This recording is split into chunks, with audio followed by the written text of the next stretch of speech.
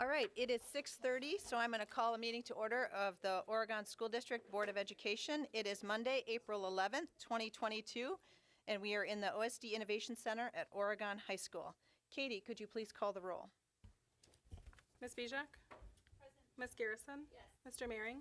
Here. Dr. Lakuta? Here. Mr. LeBrun? Here. Mr. Pankratz? Here. Ms. Flanagan? Present. The board does have a quorum, and I do have from Ms. Heitz that this meeting has been properly noticed. If anyone would like to see that, that is with Katie. On our agenda tonight, we do have quite a few action items, including a staffing plan, the capital maintenance projects, approval of contracts, and then a couple other things. And then we have our normal discussion items, and then it is Mr. Mehring's last meeting with us, so we will celebrate him at the end of the meeting. So I will entertain a motion to approve our agenda tonight. All right, all those in favor, please say aye. Aye. Any opposed? Motion carries. We do have an agenda. Next on up is consent calendar. We do have a couple staff retirement that I'd like to note. Sue Amend, who's retiring effective June 10th, 2022, as a certified occupational therapist assistant at Prairie View. She has been with the district for 25 years. So we want to thank Sue for her service to the Oregon School District. Thank you, Sue. And then we do have two donations to report. $700 from the American Heart Association for the Brooklyn Elementary Physical and Movement Education Equipment, and then $1,500 from the Oregon PTO for the Prairie View 21-22 school year. So thank you to those two organizations for their wonderful support of the Oregon School District. I will entertain a motion to approve the consent calendar. So moved. Is there a second? I'll second. Katie, could you please call the roll? Mr. LeBrun? Yes. Mr. Mehring? Yes. Ms. Bijak? Yes. Ms. Garrison? Yes. Dr. Lakuta? Yes. Mr. Pankratz? Yes. Ms. Flanagan? Yes, motion carries 7-0. All right, moving on to information items. First on the agenda, under information items, is public comment. Do we have anyone here for public comment? Is there anyone here for public comment? All right, one last time, public comment. Okay, we don't have anyone here, so we will move on to OEA report. Is the OEA here this evening? Okay. Next up is student report. Olivia is here. The floor is yours, Olivia. So to start off, we have a record number of students signing up for spring sports. So I believe it's about 325 students that have signed up. There is a softball game tonight as well as a baseball and soccer game. And then Imagine is putting together an art gallery featuring sexual assault awareness. There also will be a denim day on the 26th, which is also for sexual assault awareness. The student council is having their elections for their representatives soon, and there's also going to be a blood drive on the 27th. In some of our recent meetings for the Superintendent Student Advisory Council, we met with members of admin and student services. We discussed many things that have happened in the past school year and brought up how students have felt about administration and student services. It went very well, and it helped us understand more of the admin side of problems. And then personally, I would love to have another one. I think it went very well, and I understood a lot more. And then our most recent meeting, we discussed about online learning and toured the new area of the school that's being worked on right now, which is for kids for online and hybrid classes. And then our next meeting will be with our extended group. So that'll be more people having more voices, and I'm excited for that as well. Great, thank you very much. We really appreciate you being here and reporting back, and it's really great to hear that you're having a lot of good meetings with a lot of staff and really getting to learn more, but also getting the opportunity to share more so admin can listen. So thank you very much, Olivia. Okay, moving on to C, action items. First up is approval of the 2022-2023 staffing plan. We did hear about staffing plan at the last meeting. There are some updates, so I'm going to turn that over to Dr. Bergstrom and Ms. Jonan, and then the board will need to vote on that tonight. So I will turn it over to you all. Thank you, everybody. I will really let Ms. Jonan walk us through, and then she will ask me at the end if there's anything else I'd like to add. Okay, thank you, Dr. Bergstrom. So we do have a long purple in your packet that I'll be referring to, and we are seeking the board approval for the staffing plan tonight. I do have a few changes that are not in your packet, so I would like to walk through those as well. We do have our enrollment numbers updated as of last Wednesday, so if you're interested, you can take a look at that. Looking at budget summary, we did walk through that. last time. As you can see, and we talked about this, is that it's a very challenging budget year for us. So the requests I will ask the board to approve tonight are one-year positions, and we will be using ESSER money for the most part to fund those, and I will talk about if it's not ESSER money. So I'm going to really focus on section 2, the K12 staffing summary of potential requests on page 4. As we talked about last time, that we anticipate receiving about $3 million in ESSER funds. We have spent some of those funds on pandemic-related expenses, and we are recommending tonight that we have about $1 million to spend next year on one-time staffing needs, and that would allow us to hold some ESSER money back should we need it the subsequent year. So in terms of the recommendation, it is the same as you saw last time with 2 key differences. The first difference, and it's the first position in Table 1, is that we met as a team and talked about our math intervention needs. So if we remember from last time, this year we do have a full-time math interventionist who focuses her work at RCI and the middle school. And so we were looking to continue that position as well as to increase math intervention K4 essentially. So when we met as a team and looked at the data, we did make an increase in that recommendation for you tonight. So what we did is wanted to put it all in the big picture for you, that we would be looking to increase our math intervention K8 by 2.1 FTE. So we would continue that 1.0 FTE that we already have, and then we would increase Prairie View and Brooklyn by 0.3 FTE, and then we'd also increase Forest Edge to full-time, which would allow RCI and OMS to have also a full-time math interventionist for 1 year. And that was based on looking at our student data this spring in math. So that is an increase, but it also took the math intervention and put it all as one ask. So we're estimating $179,000 for that position, which is an accurate estimate because we would like to take the part-time folks that we have and increase them from the 0.5 to the 0.8 and then keep the full-time math interventionists we have now, which means that we would be posting for another 1.0 math interventionist. So wanted to point out that change for you. We would be asking the board to approve to continue the 1.0 academic engagement specialist that we have this year. That's been very successful at the high school, so we'd like to continue that for 1 more year, and that's really focusing on helping students that have academic needs really from the pandemic. We'd also like to increase our online educator K8, who is currently 0.5, and increase that to 0.8.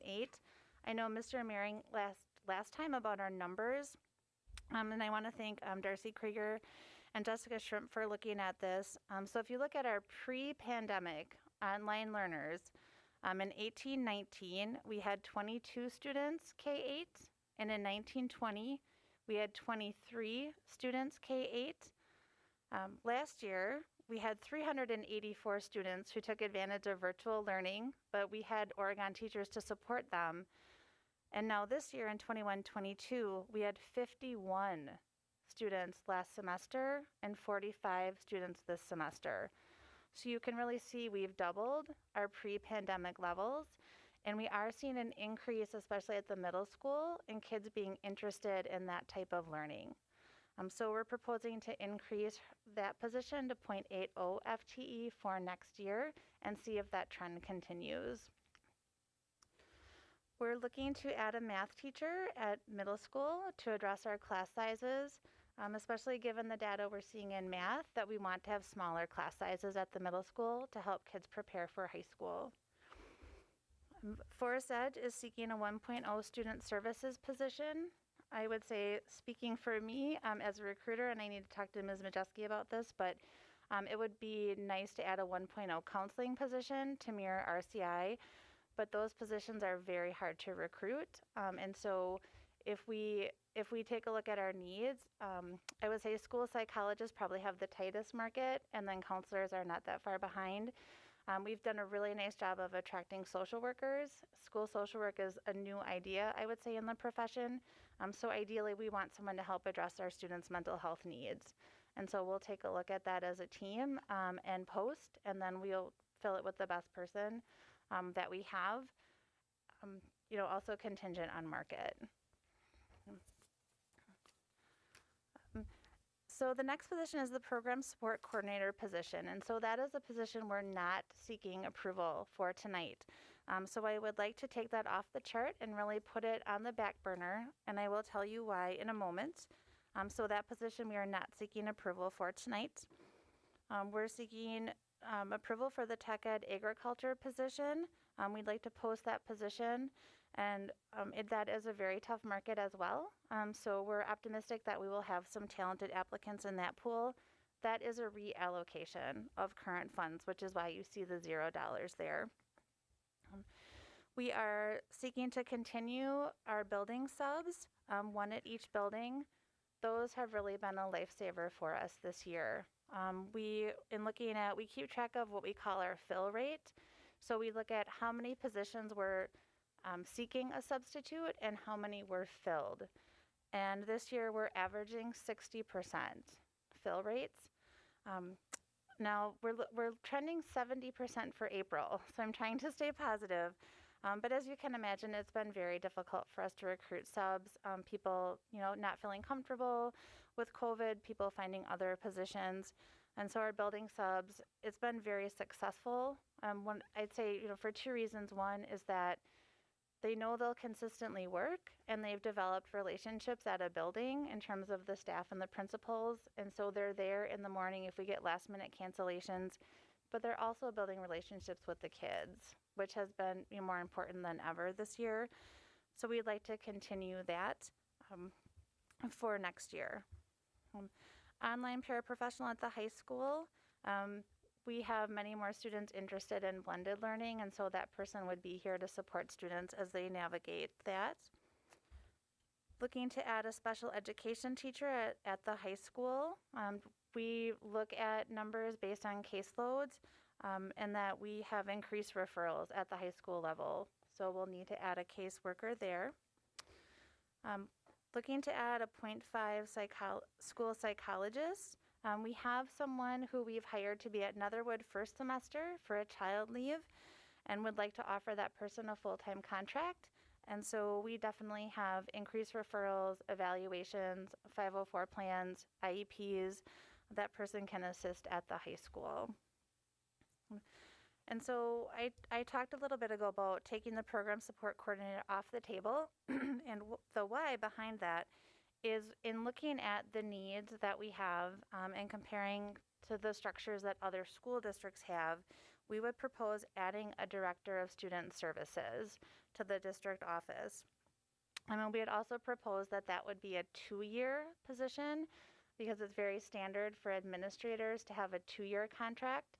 So in terms of recruitment purposes, it would be unusual to post an admin job for a 1-year position.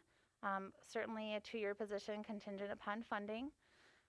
And so I know Dr. Bergstrom wants to talk about that more, but just in looking at the increased positions and needs, that to have the same person do Director of Special Education and Director of Student Services is a mammoth job. And we really feel that it's time that we split those into 2 positions. And so I know Dr. Berkshire will come back to that. But if you take the program support coordinator position and put that on the back burner, then that would adjust our total for our recommendation to $1,065,000. So we're very close to that $1 million that we recommended we spend on staffing. We do have the money available in ESSER should we need it. We're also predicting that we will have some money in unspent funds, particularly in looking at the balance between the salary account and the sub account, that if I look at 60% unfilled, then we would have budgeted for those positions to be filled. So looking at having some unspent funds potentially for this year, as well as additional ESSER dollars that we could spend this year, which would just decrease what we're holding back for next year. So we feel comfortable that we have the funding next year for those positions, or we wouldn't have included them in Table 1. So I will let Dr. Bergstrom tell you more about that Director of Student Services position, but we would be asking for a motion to approve the positions in Table 1, except for the Program Support Coordinator. I just want to address the Student Services Director position for a moment. And that is because the board, as you know, leading our district, has been a board that's put a lot of resources into supporting students and their mental health.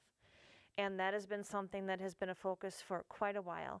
Since 2017, as an example, we've added 12.5 FTE. That doesn't mean 12.5 people, because there are many people we've taken from part-time to a larger percentage of their contract. But it was all done in order to provide better services for the need that we saw before the pandemic, and then has been accelerated by the pandemic. And that is a rising level of need for students related to mental wellness. And that's a part of our social emotional learning, and the focus that we have on that is to give students tools starting at the very youngest ages to be able to maintain their wellness over their lifetime. But we also know that we have students that need more than that, and they need actual mental health supports. And we've built up a system, a robust system that includes outside partnerships, in-school services, and it's to the point where I think it would benefit tremendously from having a position dedicated to organizing, focusing, facilitating on that particular portion of who we are and what we do. Now, in connection with all of the other things that you saw on the table, I want to emphasize again that with few exceptions, these are only one-year positions using ESSER funding. ESSER funding was specifically put out there to school districts to address the needs arising from the pandemic. And that is why we took a strategic look at what our students needed and designed positions specifically to address those needs. And we know that the budgetary picture and a broader scale across the state is not a good one. And that's why we're being very careful with our use of ESSER funding and reserving such a large amount of it, because we really don't know what the future budget picture holds for all of us. All right, thank you. So what I'd like to do is give all the board members a chance to ask some questions. Again, this is the second time we've looked at this, but there's some changes tonight. And so you've heard some rationale, but I want to give people a chance to digest and ask some questions. So who would like to go first? Go ahead, Mary.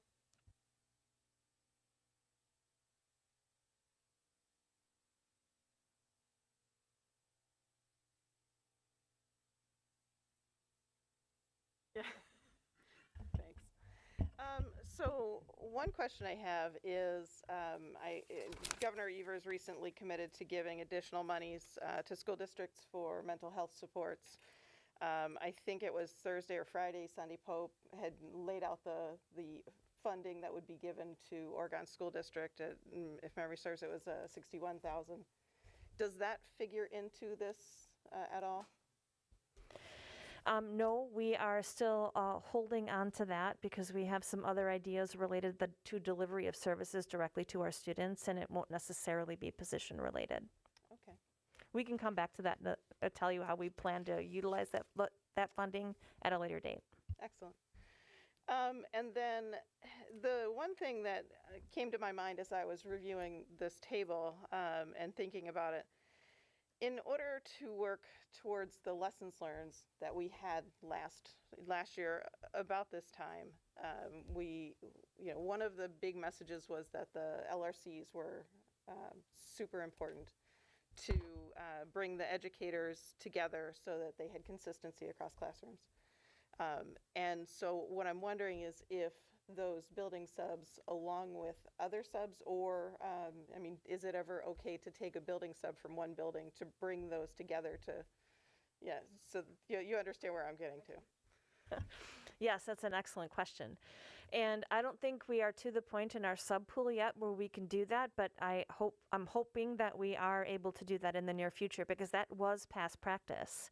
That's one of the reasons that I think our teachers felt like they had a lot of input related to the curricular resources we used, because we brought people together from across the district to spend a day together studying and talking. And we used our substitutes for that purpose, which is a great reason to have a substitute. It's just that our pools, even with the addition of the building subs, are not to the point where we can do that and cover the regular illness and family emergencies that come up with our staff. Okay, thank you. Those were my questions. Thanks, Mary. Heather, do you want to go next?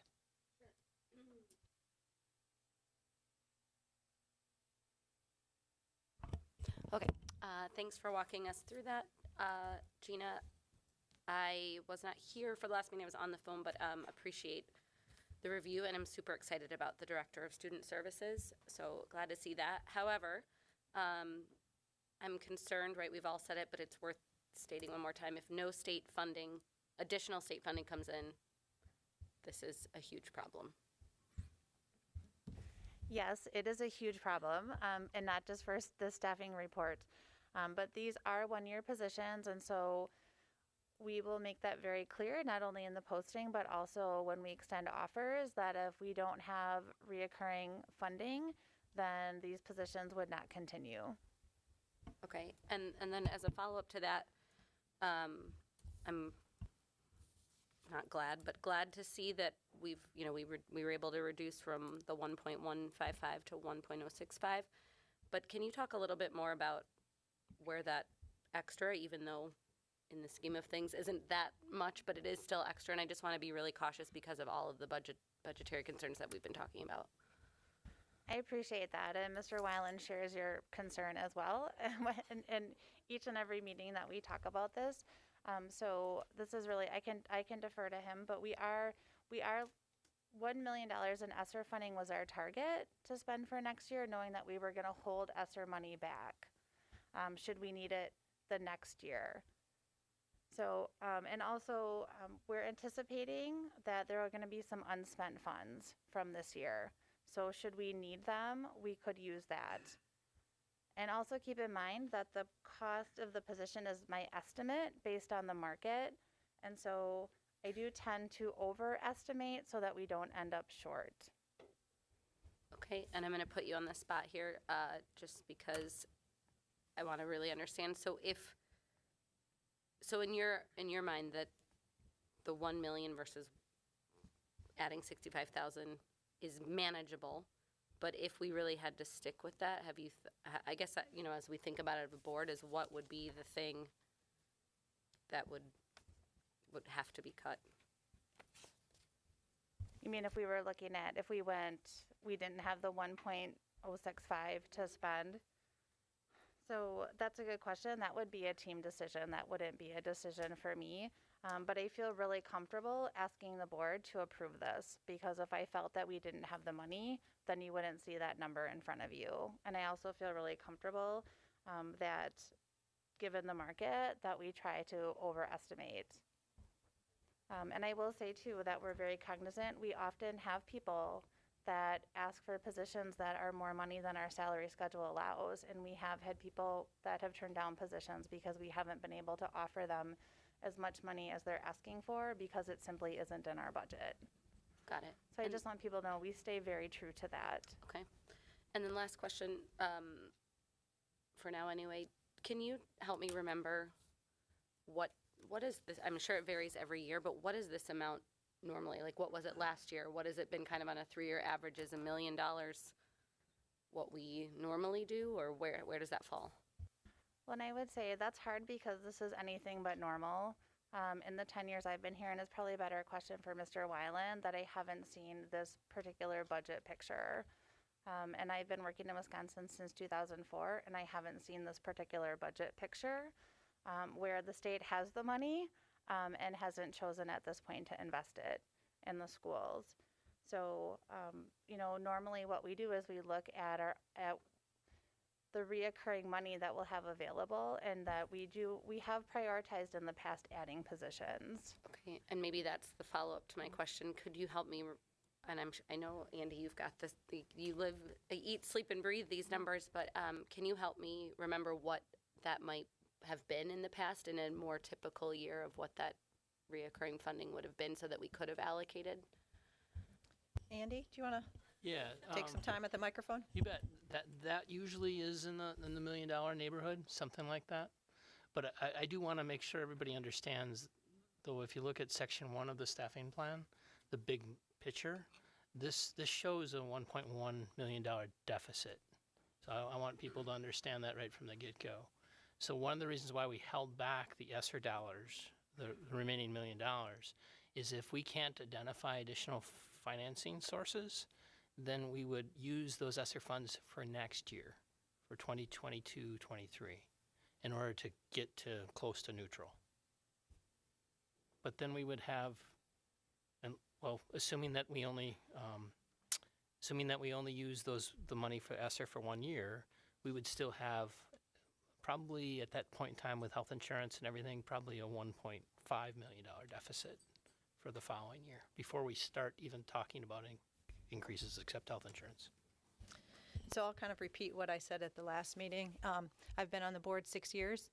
This is the most real it's ever been. And so our community needs to understand that. As board members, we need to understand that, but we also have to understand that our kids are hurting. And this was not something that was new since the pandemic. And so we are in a spot of we need to help our kids learn, and we know that they need to be mentally healthy to learn. And so what we're trying to do is balance here using ESSER funds to get us to the place that we can identify positions that we need to help our kids. And then we've got to have a community conversation about how we're going to afford this, because we have to do that for our kids. And so we are depending on the state to start investing in public education. But if they don't, then we have to have a community conversation about that. So that's kind of where we're at. And so that's what's before us tonight.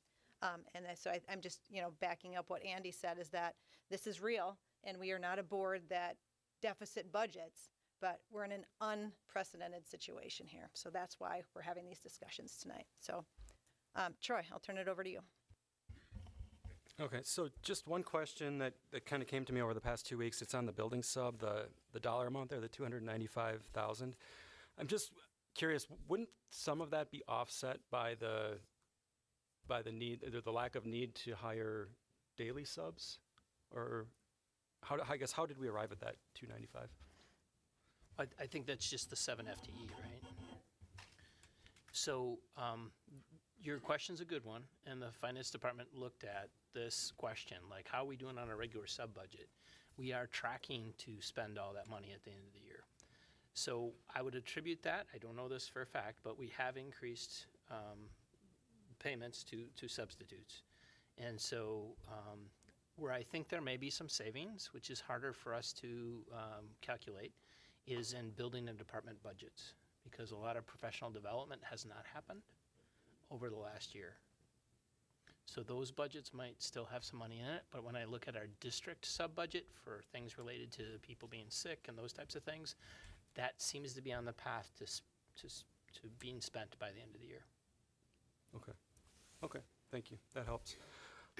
Yeah, that was my only question, and then I would just like to say that I do support the Director of Student Services. I think this really makes sense. I've been on the board for 4 years, and it seems like we've talked about splitting that current role that's held by both special ed and student support into for as long as I've been on the board, whether it's been formally or informally. And I just think if now's not the time, I don't know when will be, because our students need it. And looking at adding the fact that we've added 12.5 FTE, I look at that, that's almost a whole department in itself, not to mention the additional special ed positions that we've also added to one person's plate. So fully supported. I think it makes total sense, and that's really all I had on that. Thank you. Tim. I just want to follow up on the items you talked about, Andy. What is our normal sub-budget? Just a range. A range is good. Is it $300,000 or is it $3 million? Not $3 million. Okay. It's probably in that 3 to 5, something like that. I'd have to go look. All I right. apologize. It just gives me a range Yeah. because this is in addition to that, Yep. obviously. Okay. I just wanted to clarify that. Could you just summarize for me where the $3 million of ESSER funding is going? So I heard about $1,065,000 is here. There are some other pandemic-related expenses, Yeah. and then there's some holdback. I'd have to bring the spreadsheet up, but definitely we spent building subs this year, right? And then, so there was quite a bit of expenses and things that have been approved in the past that basically it's not perfect, but if we would think of it, we've spent about $1 million this year. We're going to spend about $1 million next year, and then we've got $1 million kind of in our pocket in case we don't get additional revenues next year. Okay, that just helps me understand a little bit, because I know we've been talking about $1 million, and I know there's $3 million. I just wanted to understand where the gap was. Yep. Gina, the Director of Student Services, what does that person's background look like? So you're required to have a license from DPI in student services. And so you can have a wide range of backgrounds. Sometimes it's, I would say more often I see a building principal that would go on to further their education and get that licensure. Also could potentially be someone with a mental health background in mental health, such as a school counselor or a social worker or a school psychologist. So it's really a wide range, but I would say generally it helps to have building principal experience because your job is to support the building principal and the teachers and the staff. So it helps to have that experience. Okay, I gotcha. Thank you, that helps. You mentioned the student services at Forest Edge was the one FTE, and you mentioned, let's see, there was one other. You mentioned two particularly that you thought were going to have a shallow pool, just because the market is, you mentioned the market is so tight. Is the market tight because it's a new role, or why is the market tight? The market's tight in lots of things, but why is the market tight in those couple of areas? Great question. So traditionally, the market for a school psychologist has been very tight because students' needs in that area are just growing. And we saw this before the pandemic. So many districts are looking for school psychologists. And there are more openings than there are people with the license because you have to have a license from DPI and it's a very specialized area.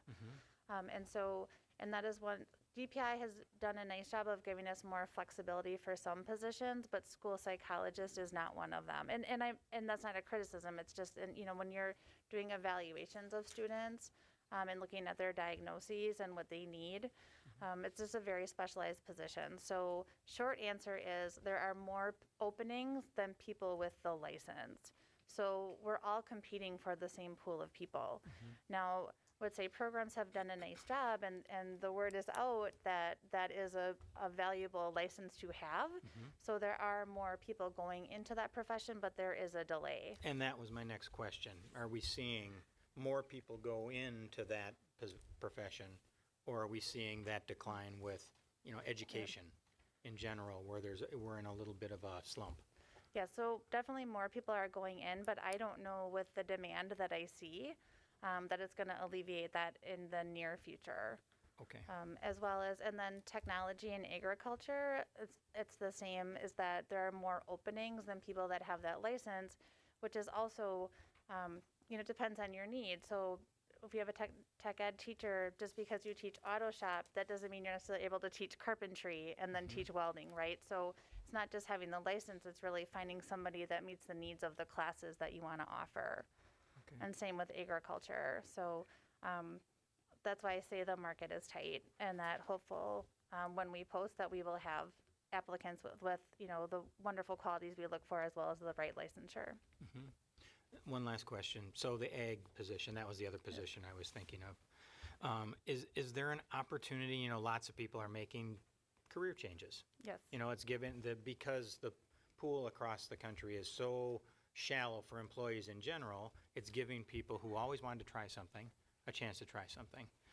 In the ag position, does this position give a farmer an opportunity to be a teacher?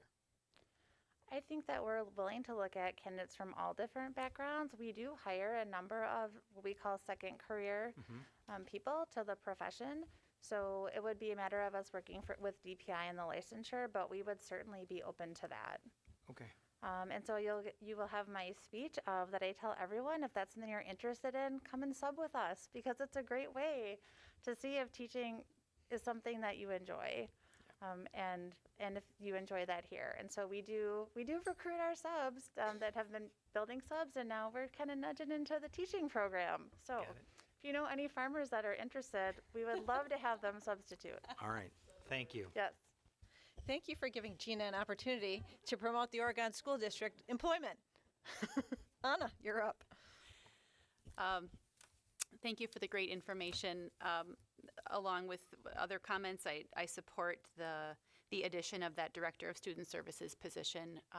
Definitely see the need for that to support our students and their needs. I do want to talk a little bit about what is the plan without the program support coordinator position that is not being asked for tonight, because I'm just curious to know what's the backup plan maybe for that, if that was identified as a need. So I'd like to learn a little bit more about what you're thinking without funding that position.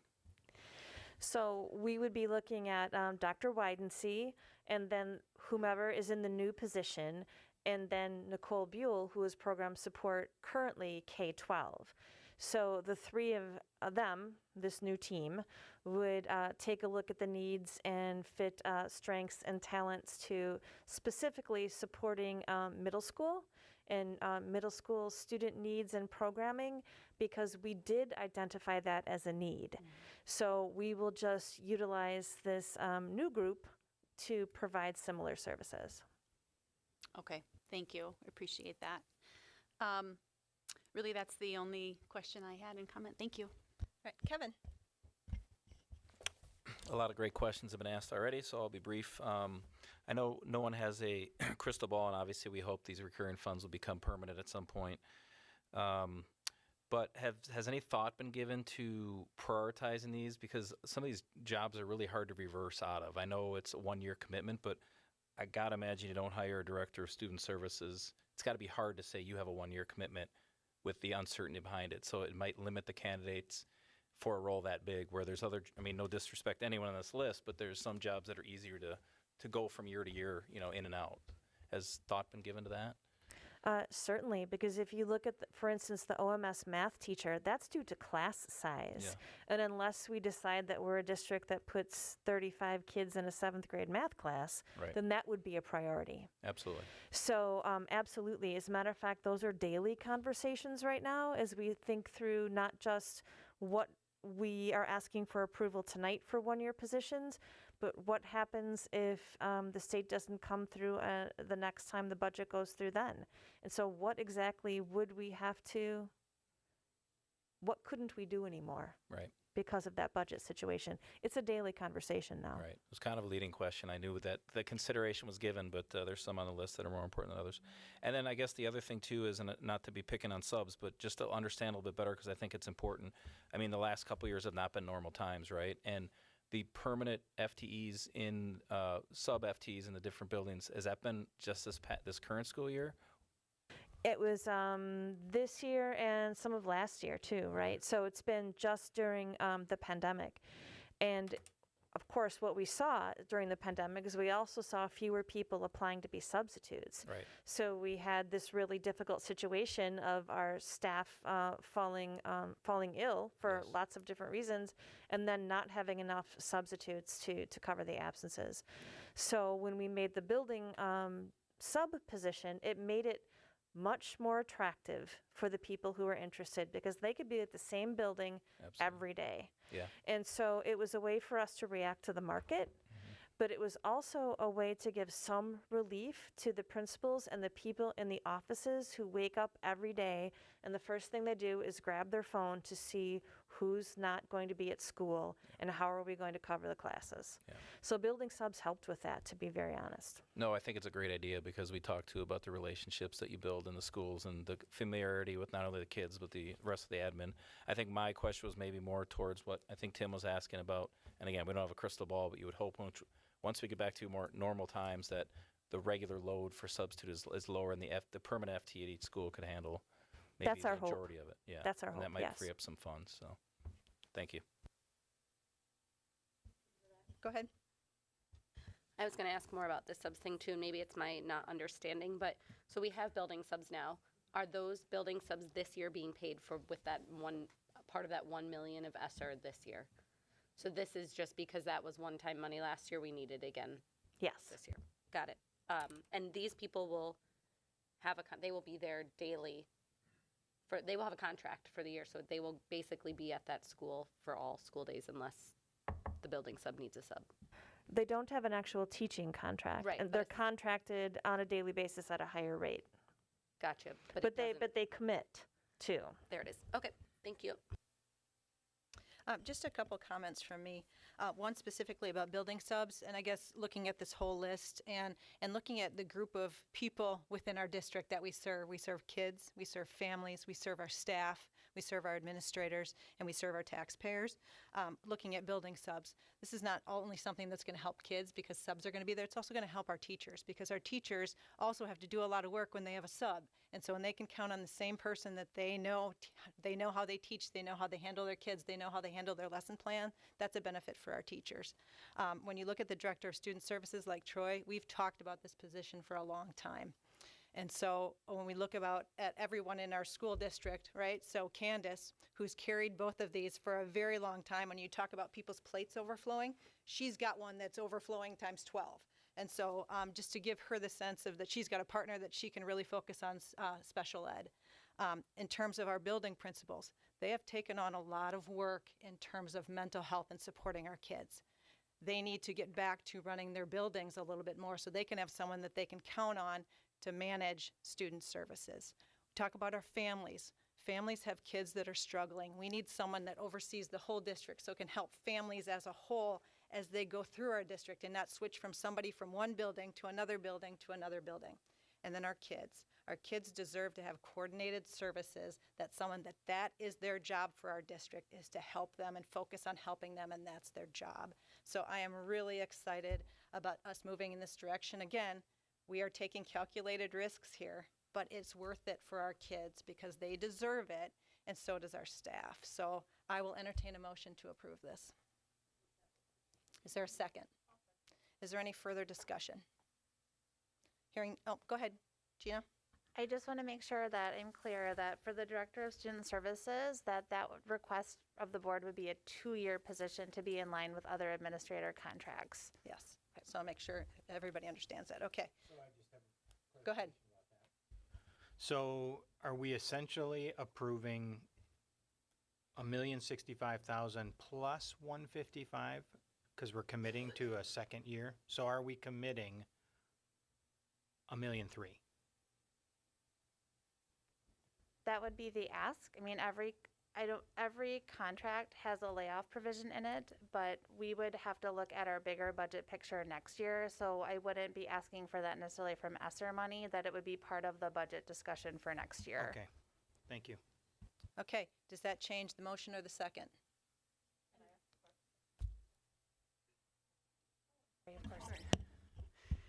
So then, Andy, presumably that would come out of the ESSER reserve that we are talking about, the 1 million that's being held in reserve? Yeah, but I think we've probably expended that at that point in time, so it would probably be coming from allocation for next year, which next year after next year. So it'd be 23, 24. That would be a new state budget. We have no clue where we would be with that. Okay.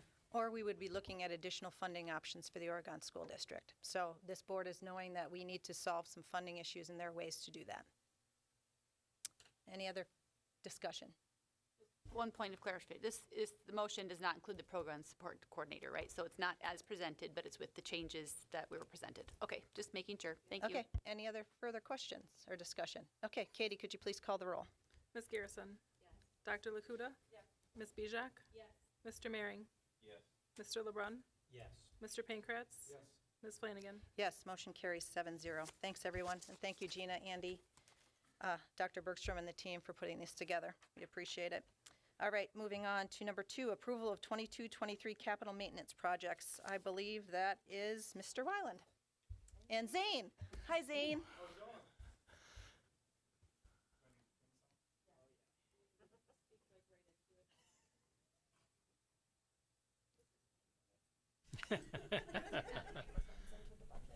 So I've got the clicker, so you just tell me when to go. Okay. We can go ahead. So, kind of like we do every year, we'll walk through and talk about some of the projects from last year that we got completed, and everyone loves to see the fun pictures. So, this was the last kindergarten room down at Brooklyn that got the updated cabinetry. So, the blue cabinetry is kind of what we did as part of the referendum, and so we finished that one up down there.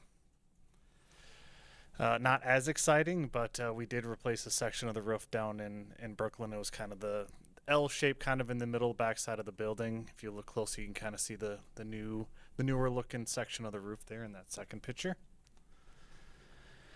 We did some concrete fixes at Netherwood for failing, cracking pieces, also some concerns with sinking in ADA, and fixing some slopes on 2 of the kind of the main entrances that a lot of kids use there. So this kind of finished up at Prairie View, the last of the old flooring in the original section of the building. So we should be hopefully good there for a while. When I put these in, I'm like, man, they almost look the same. But that before picture is the original classroom carpet from when the building was built. We did put new modular carpet in there in about half the classrooms at that building.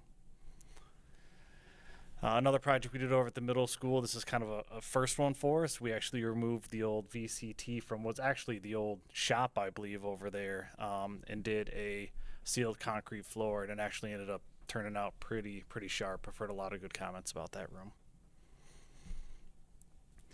I believe also original carpet in the band, orchestra, kind of choir area got replaced in the classrooms. Some of the carpet got replaced when from the smoke damage during the fire a handful of years ago, but we now took care of the rooms in that area as well. And then the last one we have on our list is the netting project over at JC Park for the net over the soccer bleachers. So we kind of have a middle section here. So these were projects that were part of the 21-22 kind of budget and approval. But from last year with delays and manpower, materials, and everything, they've kind of slid back. So the plan is to get these all done in June as part of this year's budget. So we've got a couple windows down at Brooklyn in the courtyard area that need to get replaced. The orange workroom is going to get new ceilings, lights, paints, carpet. That's actually halfway done already. New paint and flooring in the main office area for RCI. We're going to get the remaining 12, or not 12, but the other half of the classrooms done. So at the middle school for the carpet replacement. So that'll finish that project up. And then we've got some lockers, replacing the boys' gym lockers at the middle school, and then adding some additional student lockers in the new music wing as that enrollment continues to grow over there. So, all right, so this is a list of new projects we're looking for approval for this coming year. So the first one is upgrading our HVAC control software. This would be for Netherwood and by proxy also the pool. They're on the same system. So on the left there is our older system called Andover. We've had for a number of years. It's on the local server. It's kind of limited access on who can get there. If me, Andy, and Sherry all try to get on at the same time, it doesn't allow one of us on. It doesn't give us a lot of historical data, and at some point that system is going to have an end date to it. So we're trying to slowly, kind of building by building, move forward to the newer system, which is on the right, which is called EcoStructures, which we have at RCI, and we also put in up at Forest Edge as well. So it's web-based, super user-friendly.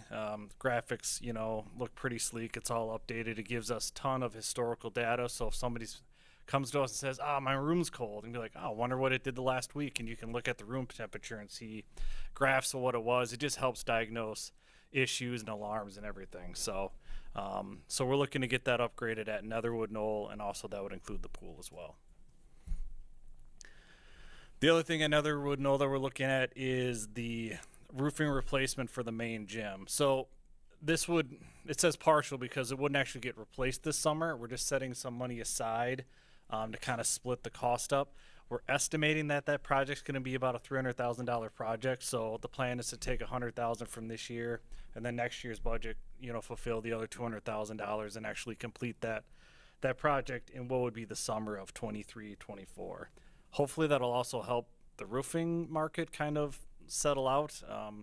I don't think we would even get close to even getting materials, even if we wanted to do it this year. I mean, we literally got Brooklyn's roof done like the day before school started last summer. So that's been a tough market. At Prairie View, we are looking to do a chiller replacement. So the boiler is what heats the water to keep the school hot.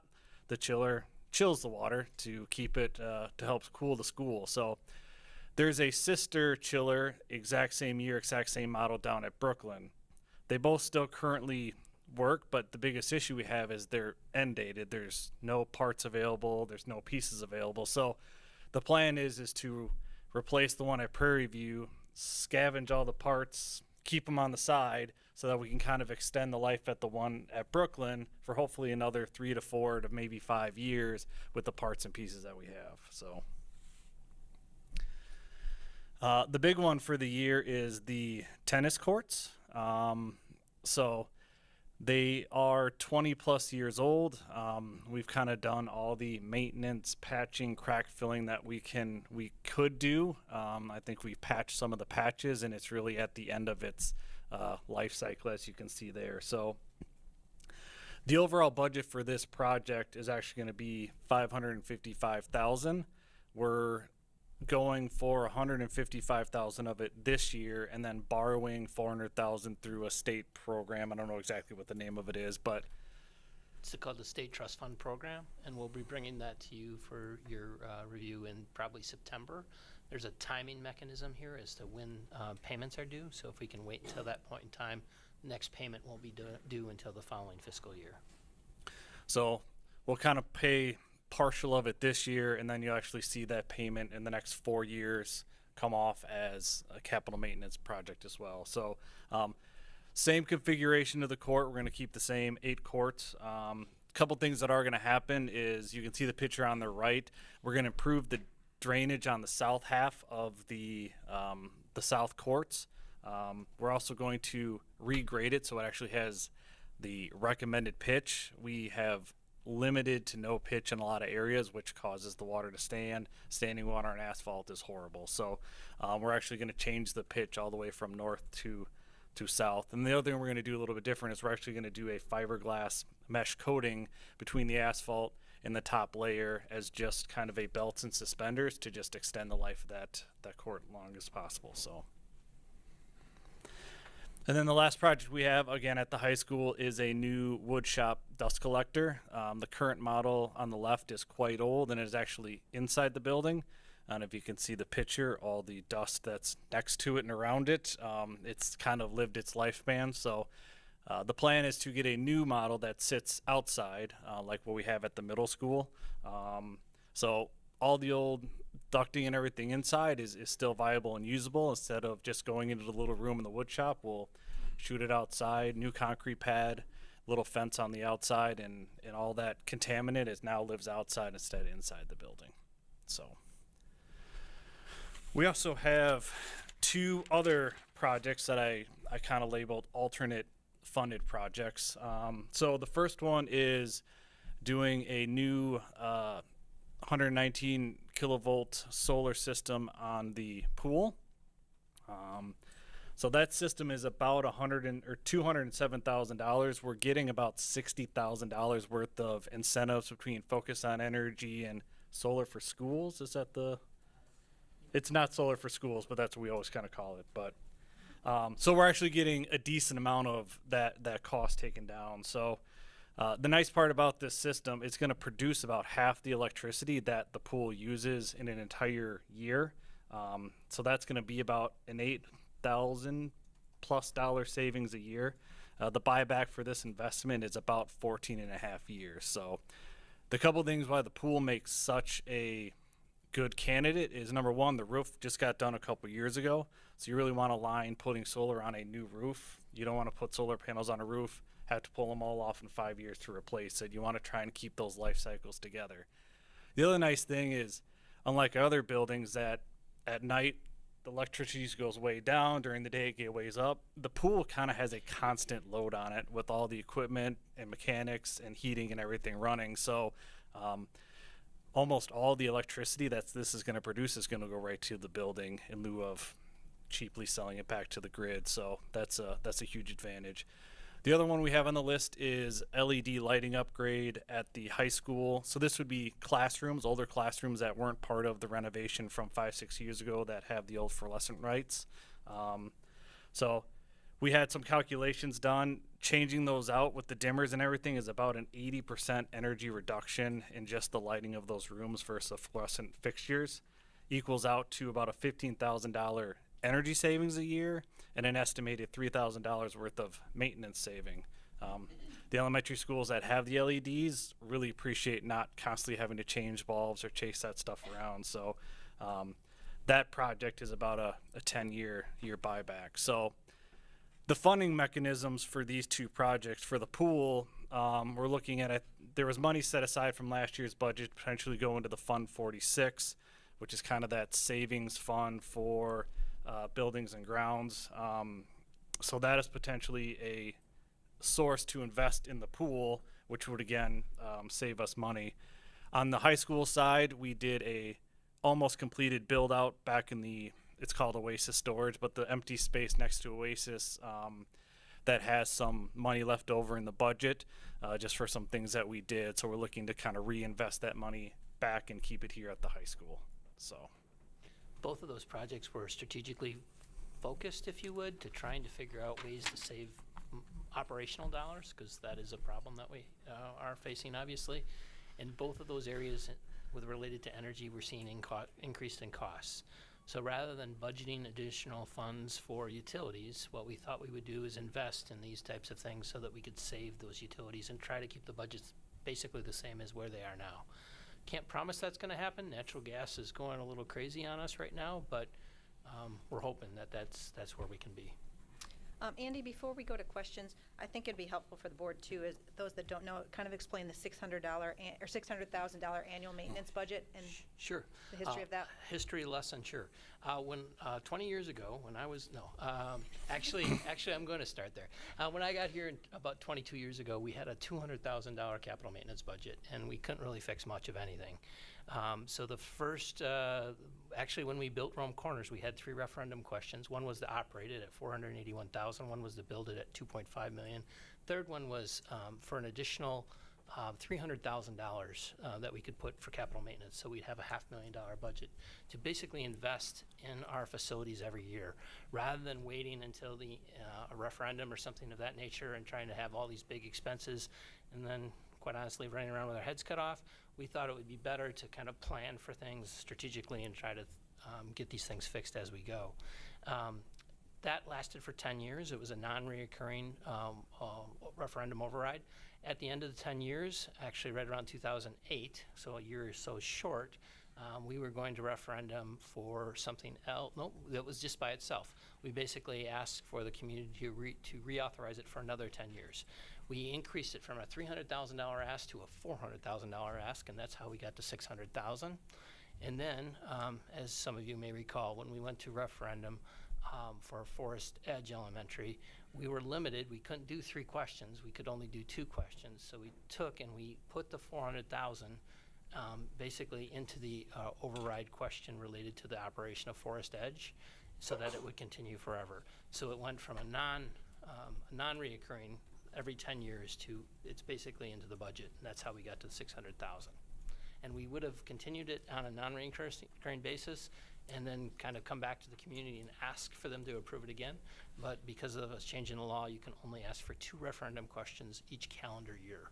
So we were not able to do that. So I just want to make sure that board members understood that that's a separate fund, that's a recurring, and how important it was to be that forward thinking so that we can keep up our buildings, because we know how important environments are. So I think it's just important to have that little history lesson from time to time. So anyway, opening up the floor, we will start on this side. Tim, go ahead. Andy, we also put in place that sinking fund. Yeah, that And was how with does that play into this? So right now, there's a whole $100 in that fund. Okay, so I know we just put enough in to open the account essentially. We opened the account, we got the free toaster. No, what that did is it started the timeline, so you can't spend the money until it's been in there for so many years, but all you have to do is open the account, and then it creates the timeline to starting. Right. So we had the $146,000 that we have in fund balance, I always forget the name of this, assigned for that purpose. But we just haven't put it in that fund yet, and so what the idea would be that use that money for the solar in order to reduce operational Okay, costs. so we are going to use that money. That would be Okay. the recommendation at this point. All right. My second question is, the village is starting the J.C. Park project, and at least one of their big items is a new pickleball court, and I think they are also redoing their tennis courts.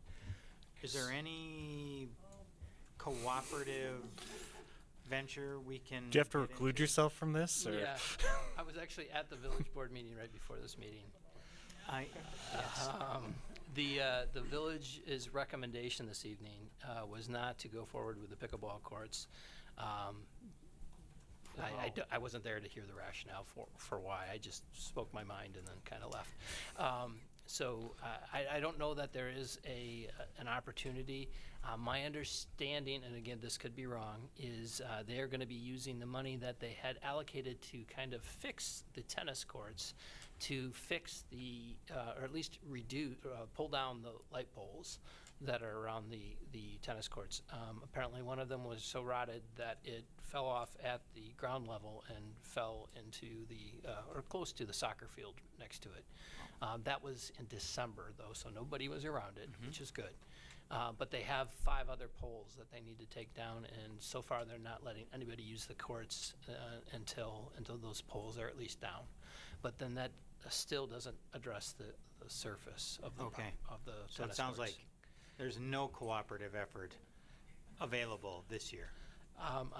We could explore that, but my understanding is it would probably be difficult. Okay, very good. That's all the questions I have. Anna, go ahead. You have any questions? Yeah, just a quick one. You talked about the tennis courts being replaced. And you talked about that we would be borrowing, so the construction would actually be planned for the 22-23 This summer, year, yes. Yep. This summer. Yep. But we would be paying for it over the next 4 years Correct. through this program. Yep. Okay, I just wanted to clarify. So it's going to be about 105 to 10 payment, I think, for the next 4 years. Yeah. And that'll be part of this Yes. $600,000. That would come out of the, recurring Yep. Yeah. Over the next. We've done this once before. We did it with the middle school roof when we basically replaced the entire roof. We found a 0% interest loan. It was part of the federal stimulus funds back in 2008, 9, and that's how we did it. Is we paid basically $100,000 every year to pay for that $1 million roof. Okay. And can you tell me, are you also replacing the base under that, or is it a pavement? Do you know Yep. So what that's going to look like? what it's going to do is they're going to come in and they will mill the existing asphalt layer that's there. They'll actually push all that from the south to the north to help now regrade it. And then we're actually going to dig down in the south half of the south courts, put in more of a stabilizing base that have some gaps in it to allow the water to kind of the pressure not to be able to get to the top, put some drain tile in to kind of alleviate any of the ground static pressure, Okay. and then repave the whole thing. Perfect. So One of the great advantages we have is when we built the area that we're in right now, we put in new stormwater. It goes right behind, there's a stormwater system that goes right behind the tennis courts, so we'll be able to tie in To the the pipe. water to get it to go away. Great. Thank you. Those are. Kevin? Have we given any consideration to private support, donations, donor wall, anything like that to help with the budget issues? We have not. Is this something we've done in the past or could consider? There is board policy in terms of what we can accept money for. We don't do naming rights, but there are some opportunities there. Yeah. That would be something to approach. Something to And that would be consider. something that policy could certainly take up this year. Okay.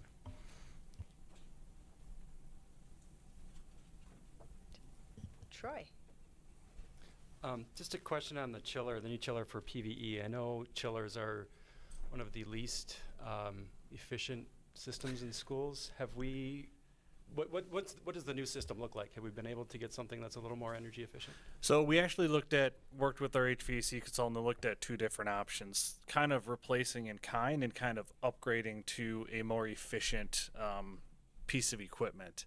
The issue is that Prairie View really doesn't get used in the summer. So when you we did a calculation, when you put in the savings as you run it, it really didn't get a buyback on spending the additional money to go from the 180 to almost $275 to $300,000 for that really high-end efficient unit. The money was never going to get made back by the time the unit ran through its life cycle. Sure. Makes So sense. You need it, but you're not using it as much. if it was at the high school, totally different story. Summer school, that stuff gets used all year round. And the new system should be marginally more efficient just because it's 30-year technology that Yeah. we're replacing. So, but yeah, it hurt me not to go with the most efficient path. Yeah, trust me, we had to do some proving on why we weren't getting, to a certain level. But that's a great question. Thank you, Zane. Yep. Heather, anything? Yep, I have 3 quick questions. Just to make sure I'm understanding this right, I think Anna touched on it, but so if this passes, then the next 2 years, we're in for $175,000 out of our 600 already being spent, right? Between the I don't know about 175, 100 something, right?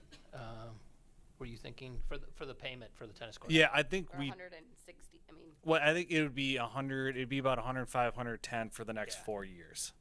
So, yeah. I'm maybe having bad math here, but it looks like we have $200,000. So I guess I'm seeing much more than that. So we're going to take, it's a 555,000. 50,000. So we take 155 right off the top. So Yep, we're so borrowing 400. 400,000 Yep. for 4 years. So that's 100. But then Yep. also, what about Plus this? interest.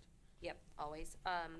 But what about this NKE main gym roof? Isn't that also? Yeah, but we're going to actually just pay that for over 2 years. So we're putting $100,000. Oh, so for next year, you're right. I'm saying the next 2 Next years, year. we're already. Yeah. Just next year. So it'd be 105,000 this one and plus one more. the 200,000 or so for next year. Yeah. So half the money for the 2023, am I doing this right? 24 school year. Yep. Is pretty much obligated at this point. Yeah. Half of it, right? For next Yeah. year, 300,000, and Yep. then after that, the following 3 years, 100,000 is Correct. allocated. Yep. Okay, I just want to make sure that I was Yep. Nope, right. nope, you're right. And then, Krista, thank you for the background on that capital maintenance project, and Andy for your work and on making this happen. Is the 600,000 something that we have to spend? Obviously, there's need, but is it something that can be held over, or do we use it or lose it? No, you don't use it or lose it. Okay. And one of the things that we've done is, when we establishing that fund, the idea would be looking at Zane's entire budget and anything left over, utility savings, maintenance savings, anything that's left over, we would then put that into that fund to keep it so that when we hit into these roofing projects, rather than having to span 2 years, we have the money in that fund and we can just do it in 1 year. So it stays in this fund. It can't be spent for non-capital things. Correct. Just want to make sure I'm Yep. always learning about these funds. Okay, then the last question is for you, Zane. Your projected budget, we all know that costs are rising and labor shortages and supply chain and material costs are going up. Is this something that we have quotes or general quotes for? Or are we hoping that it will stay this number? How do we know that it's not going to greatly exceed those projected budgets? So we've gotten estimates and numbers on all these things. So tomorrow, if this gets approved, would be me signing And- POs and getting and them they out the would door. hold their- Yes. okay. Yep. Th- Yep. th- This one is actually a bid project, so we Yep. actually had specifications developed and we bid it out and we opened those 2 weeks ago. 2 weeks ago, I believe. Yeah. Yep. So this is a hard bid number. Yeah, Yeah. that's good to know. I wasn't sure of the process. Thank you. Yep. Mary? So thank you, Heather, for getting clarification for me as well. The last piece that I wanted clarification on, so on the solar energy system for the pool, am I understanding correctly that the total cost is $207 and then due to discounts, we would be getting it at 150? Yes. So it's 207.5, and we got about 60,000 worth of incentives. Yeah. So that 150 that we're kind of showing is really our out-of-pocket cost. And maybe this is for you, Andy. Where would you be looking to take 325 from for these alternate funded projects? Oh, so two funding sources. One is we had put leftover funds from last school year from the from the maintenance area of about $145,000, $146,000. So we rounded up to the 150 to get to the solar done. That's how we were looking at it in our head. The other one was the board approved $450,000 actually for the shelf space renovation, the distance learning area. Zane did his magic, and things came in better than what we had thought. So we're only looking, including furniture, to spend about $275. Is that right? Or $225? Or help me. 450, 350, 275. 275. Is what we're looking to spend. So then we have left $175,000 that we would use for the lighting project that's remaining in the building for doing the LEDs. So what you're saying really is that we already have these funds available to us. Correct. That essentially were unused. Yep. Okay. All right.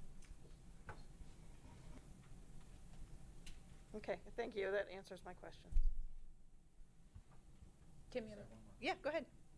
The cover memo talks about the splash pad, and people have been hearing about the splash pad for a long time. Yes. And we're applying for a grant that would cover the remainder of that cost, and I know that cost continues to ratchet up. What is the remainder of that cost? Oh, I just did it today for somebody else who asked for that. Yeah, the total cost is about $665. We have about $250 in the bank. So the remaining there is $3 something.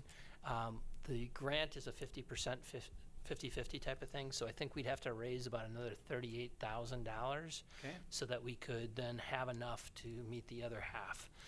It is a competitive grant. There's only $2 million for active recreation that's available in the entire state of Wisconsin. However, there have been 2 splash pads over the last 2 years in the Reedsburg and Beaver Dam that have been funded. And we were hoping if the photovoltaic system gets approved that we could kind of sell it as, hey, we're using the sun to power the splash pad. Got it. All right. Thank you. Good question, Tim. I asked that earlier today. All right, just a couple things from me. I'm really happy to see the tennis courts in here. I think it's really important. Those have been in some bad shape, and I know how much those are used. It's not just from the tennis teams. It's all the gym classes. It's summer school. They get a lot of usage, so I think this will be a really nice project. Thank you guys for putting all this together. Yep. It's really important. It's a lot of work, but it's really important that we keep up our environment. So I will entertain a motion to approve this or put a motion on the floor. All right, we have a motion and a second. Any further discussion or questions? All right, hearing none. Katie, could you please call the roll? Mr. LeBrun? Yes. Mr. Pankratz? Yes. Ms. Bijak? Yes. Ms. Garrison? Yes. Mr. Maring? Yes. Dr. Lakuda? Yes. Ms. Flanagan? Yes, motion carries 7-0. Thank you. Thank Zane. you guys. All right, next up is action item 3, issuance of 2022-2023 teacher contracts. Krista, I will be stepping away for this agenda item due to my conflict of interest. All right, thank you, Troy. I will turn it over to Ms. Jonan. Thank you. So the timing for educator contracts is really a function of state law. By law, teacher contracts can be 1 year only, and that we have to issue contracts by May 15th, and then teachers have until June 15th to return them. And so what we do is we look at our teaching staff. We do have some teachers on interim contracts, and you see them in the staffing report. That means that they are offered a 1 year only contract. So if they want a position in our district, then they need to apply and go through the hiring process. And so what we would like is for the board to approve us issuing teachers their contracts for the 22-23 school year, and we would only issue those contracts to staff that have regular contracts, not interim, and also to teachers who have not yet resigned or retired. All right, for these, I would like to have a motion on the floor, and then we can have further discussion. So I will entertain a motion.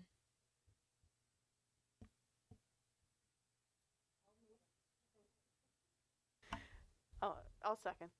All right, we have a motion and a second to approve issuance of the 2022-2023 teacher contracts. Is there any discussion or questions? All right, hearing none. Katie, could you please call the roll? Ms. Bijak? Yes. Dr. Lakuta? Yes. Ms. Garrison? Mr. Maring? Mr. LeBrun? Yes. Ms. Flanagan? Yes, a motion carries 6-0. Moving on to issuance of 2022-2023 licensed non-represented contracts, and please note that Troy will come back to the table for this. So similar to the teacher contracts, we have the teachers who are part of the OEA bargaining unit that we issue contracts to. And so now we would ask the board to issue contracts to what we call our licensed non-represented staff. So those are staff other than administrators that have a license with DPI but are not in the OEA bargaining unit. So for example, school psychologists, occupational therapists, and our nurses. And so we do follow the same process for them as we do for our OEA staff, is that we issue contracts by May 15th and then we ask them to return them by June 15th. Okay, as for the previous, I will entertain a motion to be put on the floor, and then we can ask for discussion or questions. Is there a second? All right, we have a motion and a second. Any further discussion on issuance of the 2022-2023 licensed non-represented contracts? All right, hearing none. Katie, could you please call the roll? Ms. Garrison? Mr. Maring? Ms. Bijak? Dr. Lakuta? Mr. LeBrun? Yes. Mr. Pankratz? Ms. Flanagan? Yes, motion carries 7-0. Next on the agenda is issuance of the 2022-2024 administrator contracts. Gina? So administrative contracts are governed by a different statute under Wisconsin law, and that statute provides that administrator contracts can be up to 2 years. 2 years is the standard really in Wisconsin, and then it provide for 1 or more extensions of 1 year each. And so really when we need to issue those contracts and when they need to be returned are largely a function of the expiration date. And so we try to stay 2 years ahead so that we know that our staff is committed for 2 years. And so we would ask for board approval to issue administrator contracts for the 22-24 school year, but we would not issue contracts to administrators who have submitted retirement or resignation, are on full layoff or non-renewal, or whose contracts were not extended. Okay, I will entertain a motion to put that on the floor. Is there a second? All right, we have a motion and a second. Any questions or discussion? Okay, hearing none. Katie, could you please call the roll? Dr. Lakuta? Yes. Ms. Bijak? Yes. Ms. Garrison? Yes. Mr. Maring? Yes. Mr. LeBrun? Yes. Mr. Pankratz? Yes. Ms. Flanagan? Yes, motion carries 7-0. Gina, you can issue contracts. All right, next on the agenda is our Wisconsin School Nutrition Purchasing Resolution. So I will turn that over to Mr. Weiland, and Sarah will come on up and join us too. Really, Sarah's going to kind of work us through this. It's always great to see Sarah. So we thought we'd put her in front of you tonight. Thank you for having me today. It's nice to be back. I've decided this was the first time of me being back since before COVID shut things down. So it's nice to see you all today.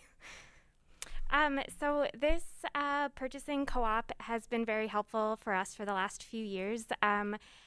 It is a $300 membership for us, and so far the last year our rebate was $4,389, not including our savings per item that we purchase. So cost-wise, it's been very helpful for the food service department. Additionally, this purchasing group is really focusing on farm to school as well as cleaner labels and items, so that's always helpful to have a team of schools working with us to meet our goals of healthier food for the kids.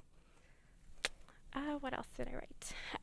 They also help with our general contract writing and then just a very large team of support for us. So. All right, thanks, Sarah. Yeah. We'll go around for clarifying questions. Anybody have any questions for Sarah or Andy? Go ahead, Tim. Is this a growing group, a stable group, or a declining group? It is a growing group. Every year we have added more schools to the co-op. Okay, thank you. Any additional? Go ahead, Mary. So from Oregon's perspective, who will be on the advisory council and who would be the fiscal agent? I believe Middleton's been the fiscal agent for quite Correct. some time. Not sure about the advisory, if you're... So the advisory council, they elect their 2-year contracts, 2 from the small school districts, 2 from medium, and 2 from large, and then it's rotating so that every year one person from each stays and rotates. So currently there is a spot open for the medium range, and I have put my name in to be on the advisory board. Okay, all right. So. Okay, I think that was the only question I had. Thank you. All right, any other questions? Okay, I will entertain a motion to approve our Wisconsin School Nutrition Purchasing Resolution. So moved. Is there a second? All right, we have a motion and a second. Any further discussion? All right, hearing none. Katie, could you please call the roll? Mr. LeBrun? Yes. Dr. Lakuta? Yes. Ms. Bijak? Yes. Ms. Garrison? Mr. Maring? Yes. Mr. Pankratz? Yes. Ms. Flanagan? Yes, motion carries 7-0. Thank you, Sarah. Good to Thank see you. Yes, thanks. All right, a final action item tonight is the Dane County New Teacher Project Shared Services Agreement for 2022-2023. And I believe that is Mr. Tanner.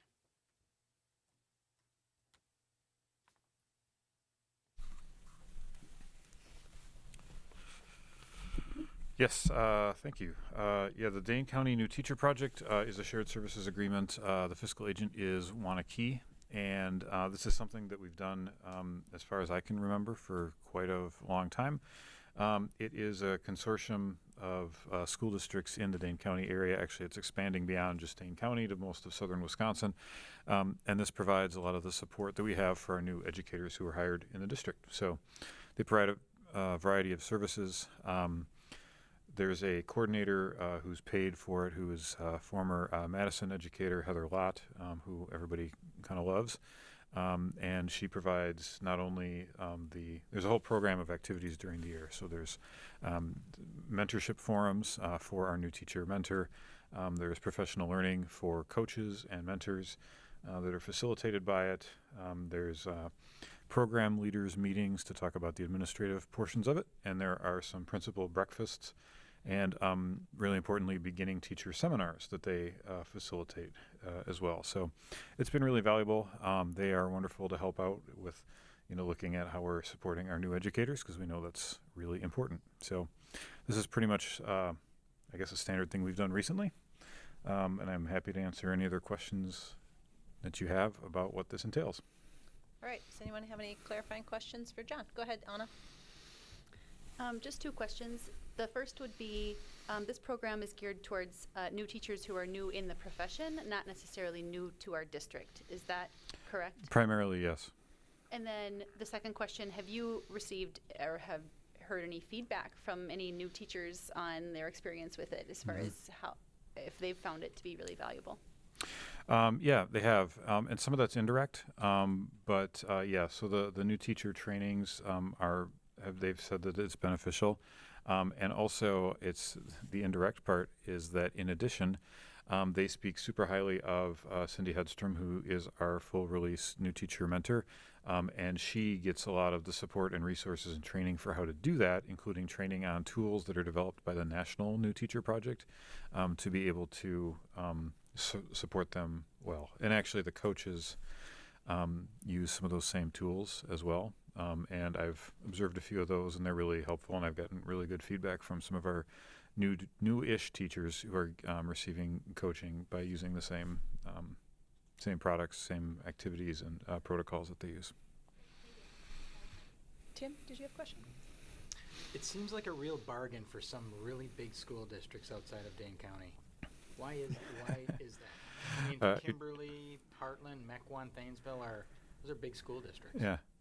Are you talking about the prorated amount? Yes. Yeah, it used to be a flat fee, and they started differentiating it a few years ago, specifically to make it a little more equitable depending on who you were, and to allow some of the smaller districts to participate. I think it's mostly because the number of coaches that they support is not necessarily like prorated according, or it doesn't necessarily correspond to the size of the school district. So I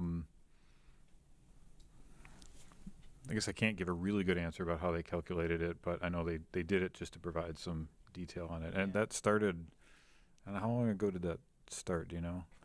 It's like The proration? Yeah. Well, when we rejoined, I think it was about 7 or 8 years ago when we rejoined the consortium, it was starting to be prorated at that time. Okay. It just seems like a real bargain outsourced service that I would imagine more school districts are going to look for, as opposed to having an on-staff position. That's all. Well, it could be, yeah. I mean, you still have to, you still send teachers to individual like sessions that they have. Okay. So we're not really buying staff from them. We are providing support services. So like we have our own new teacher mentor, like we wouldn't be able by buying this from them, we're not really, it's a different service package than having our own mentor. Sure. But it helps the mentor be much more just well curious. prepared. Yeah. Because it looks like a growing number from outside of Dane County are tapping in. Yeah. Okay. I was Any just additional curious. questions? Go ahead, Heather. Do we require our new to the profession teachers at Oregon to utilize this, or is it a recommended offering? No, we actually require it. So part of that pathway PD, the 40-hour, typically 40 hours that every teacher has to do, we actually plan that out for our new hires. And so we've got basically a whole plan, whether you're new to us or whether you're new to the profession or just new to us, we still have to go through, we plan their pathway for them the first year. And it is comprised of some of these activities and some that are run by our new teacher mentor that are supported by Dane County New Teacher Project. Mm-hmm. All right, go ahead, Mary. So under the 5 outside Dane County, it indicates that it's remote. Does that mean that they participate remotely in this program? What does that mean? That's a good question because I'm not one of them, so I don't know. Okay. I'm not really sure. Do you know, Leslie? Leslie is shaking her head. Yeah. When I was in the program leader position, a lot of times they could make the trek into some in-person meetings, but other times they simply couldn't because of the amount of time it took. So they attended some of our meetings virtually. Okay. All right. So I wonder if that's part of the cost difference. In the past couple of years, I will say that we've all been participating remotely, so I didn't really notice a difference. Okay, I will entertain a motion if someone would like to put one on the floor regarding the shared services agreement for the Dane County New Teacher Project. All right, we have a motion. Do we have a second?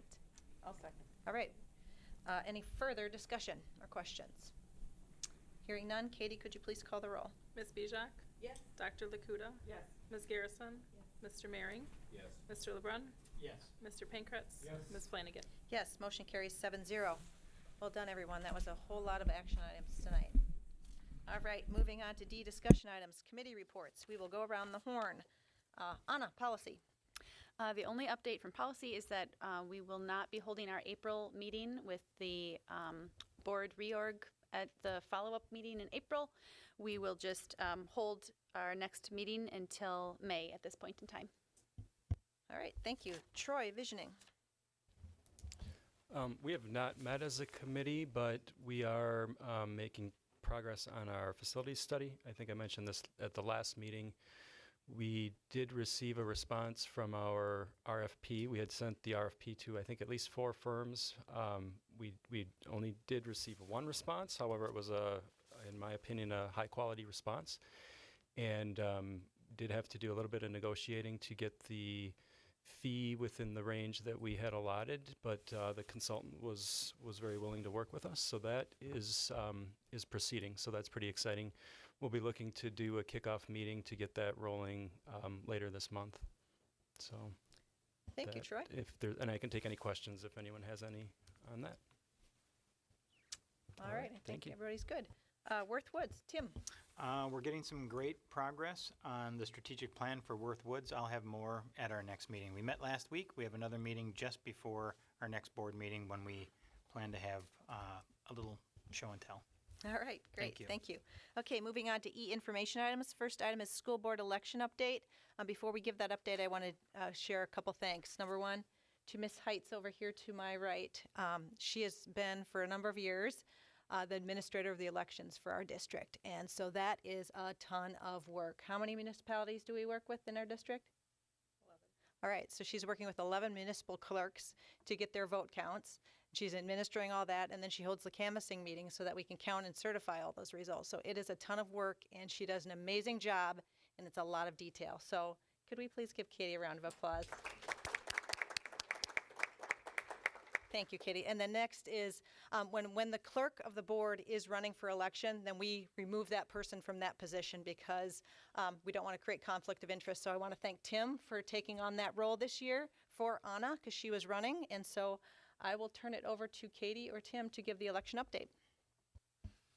I will pick up from where you left off. I arrived at the canvassing meeting on Friday, and Katie had 11 neatly stacked results for us to go through and a staff of people to certify the election. And so, again, huge kudos to Katie.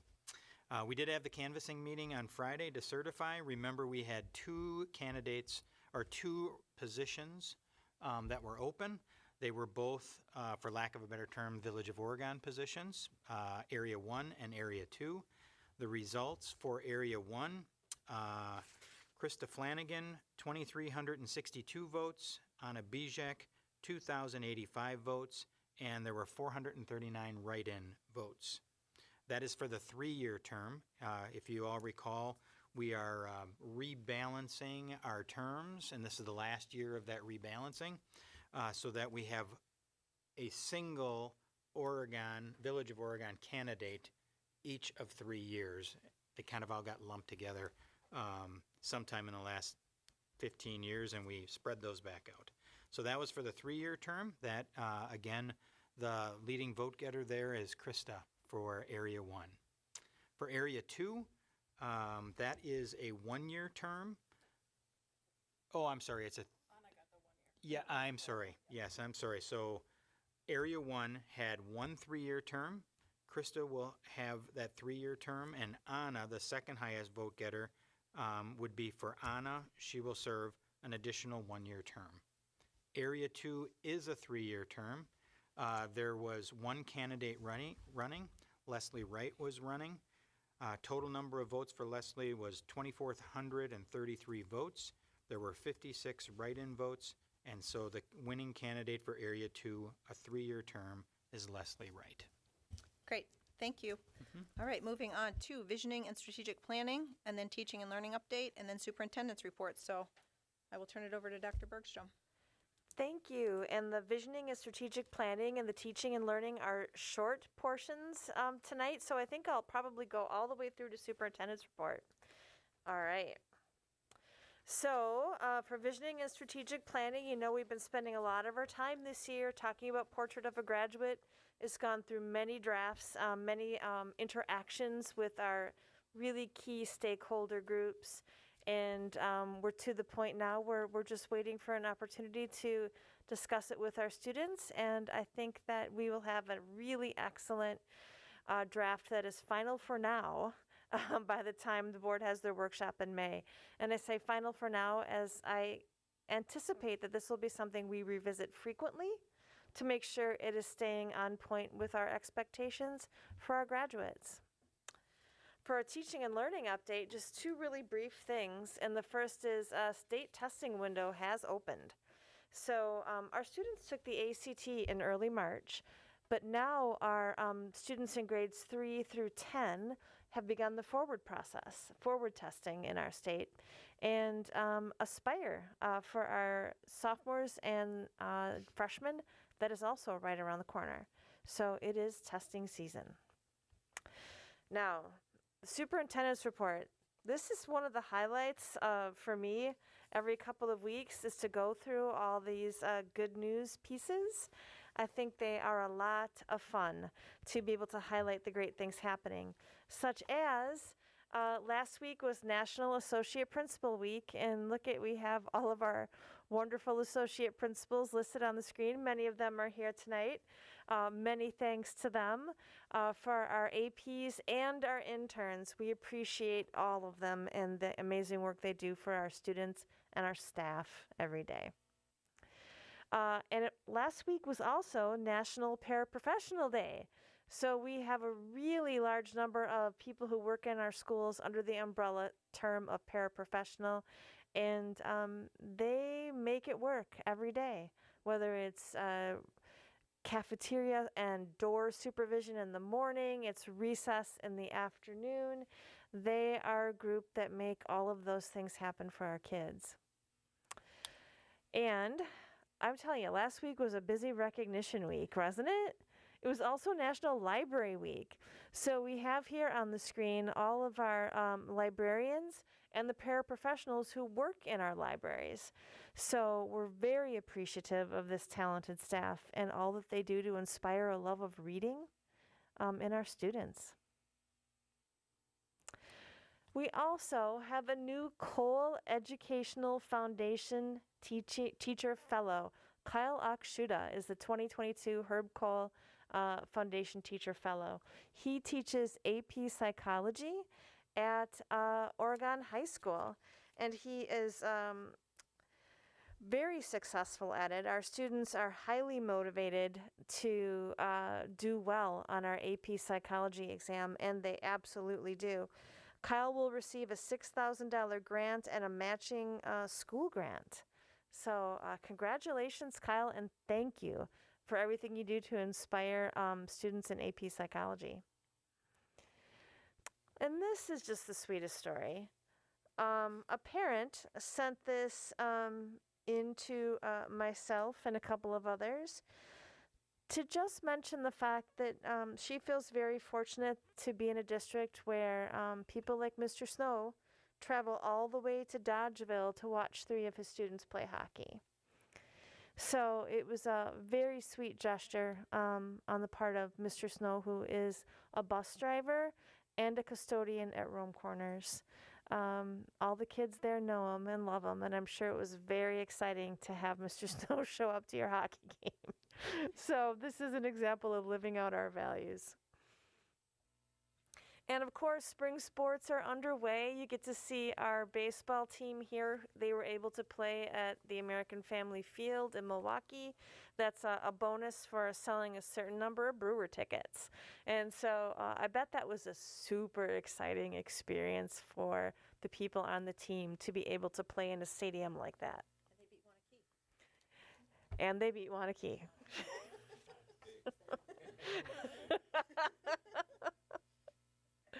And speaking of athletics, so let's see, this is Wednesday night it would be. We have a senior signing ceremony. Is it Wednesday or is that tomorrow? 13th, everybody? Wednesday, thank you. Just making sure. I don't want anybody to show up on the wrong day. But it's in the Oregon Performing Arts Center, and it's students who are signing to play after high school at certain educational institutions. They're having a big signing ceremony for all of the people who are doing that. And that will be a very fun thing to go and watch. There'll be a lot of excited students and families signing their letters of intent. Oh, and this is the best too. Hold on, did I miss one? Nope, it's just a little out of order. 4th grade art class. Look at those colorful spring projects. Those are up at the wall at Forest Edge, and they absolutely brighten up the area where they are displayed. It actually, when I look at it, it inspires me to feel a little more creative. I think that is the coolest thing. And then this is also a little something that's creative and fun, and this comes from the RCI STEAM classes. They have 3D pens that were donated through Friends of Oregon School District, and they've created these little mini sculptures, basically, that have been assembled together as an art installation at the Kickback Cafe. So that's a really cool community art installation thanks to our students and their 3D pen creativity. Our fifth graders were also able to visit the Capitol, so our Forest Edge fifth graders. They learned about the Capitol building, the history. They even got to meet the governor and the first lady. So our students had a great trip there. And then you have the RCI Orchestra concert. Those are always the best because the students are incredibly excited to show off everything that they've learned. And those of us who attend, we're always impressed by the fact that these are people who have only been playing a couple of years, and they're already that accomplished. We also had the high school junior and senior seminar, had guest speakers from the UW on something called the One Health approach. The idea that health is collaborative, multidisciplinary, and people from the UW came in to speak about the health of people and how interconnected we are with the health of animals in our shared environment. And once again, we have our OHS math team. The top in Wisconsin at their math meet. Top honors at the Wisconsin State Mathematical Meet on March 9th. My goodness. First place went to Oregon, second to Appleton North, and third to Madison Memorial. So look at our team go. 6 of our team members were also named to All-State First Team. Will Cram, Josh Dieter, Tyler Fisher, Aaron Hakes, Zeke Jeschke, and Owen McKee. So congratulations. And also, congratulations to our artist, Sierra Iguanu. I hope I'm not saying that wrong. I think I'm saying it correctly. And Sierra, look at that amazing artwork. I know, isn't that something? She won the National Scholastic Art and Writing Silver Key Award. And you see her standing next to her beautiful creation. So, as stated previously, the creativity that our students show every day is very inspiring. And congratulations to Sierra, because that is something. And then, speaking of creativity, Wisconsin Federal Junior Duck Stamp Top Honors. This is something that has been going on in our art department for a very long time, and our students have been doing well, and this year is no exception. Charlotte Anderson topped the contest by earning Best of Show for Afternoon with the Misses. How cute is that? And then Alexa Jackman took top honors for her winning conservation message. Wetland conservation helps keep our world as colorful and diverse as the ducks that live in them. So we also had a number of students who earned top honors in their submissions, and you can see them all seated there. I don't know how many of you knew this, but the buckets and boards performance that had been rescheduled, I don't know how many times due to the pandemic, it was something that our students were actually able to be actively involved in. So you see in the bottom corner, you see one of our students, Eve. She actually ran the soundboard and the lighting for the entire program. You saw that we had an a cappella group, 2 different percussion ensembles who were performing with the buckets and boards people that night. So even though it was an outside entertainer coming in and utilizing our facility, they included our students in every component of the performance, and that is really exciting. The annual FFA banquet. This is the Blue and Gold banquet. It was well attended by members and their family. Lunch was served by J.L. Richards. Students received awards. The National Secretary for FFA gave a speech. And our very own Mr. Ashmore gave the welcome to the banquet that day. So thank you for Jillian Beatty, our FFA advisor and agriculture teacher, and her dedication to helping our students better understand the world around them and the role of agriculture. The home construction class had an open house. It is officially a sold home. And they had an open house with the Tim O'Brien Company, with a lot of the representatives from the company, and then our students who worked on the home and their families got to go through. And that was a really fun thing to see, students pointing out parts of the house that they were responsible for to their families. So beautiful home. They did a terrific job. It was a fun event. And then our school to career spotlight. This is Annika. She is a high school senior here at Oregon High School. She's working at Mariposa, and she's working on her lead child care teacher certificate and her infant and toddler certification. And she's planning to attend UW Platteville to major in, drum roll for that, elementary education. That always makes me so happy. So we have really amazing opportunities for our students, and I'm so glad that they get to learn from the terrific centers that are in our area. And we also had we have career visits, I would say, for people to stop by and gain more information about career opportunities that are in the area.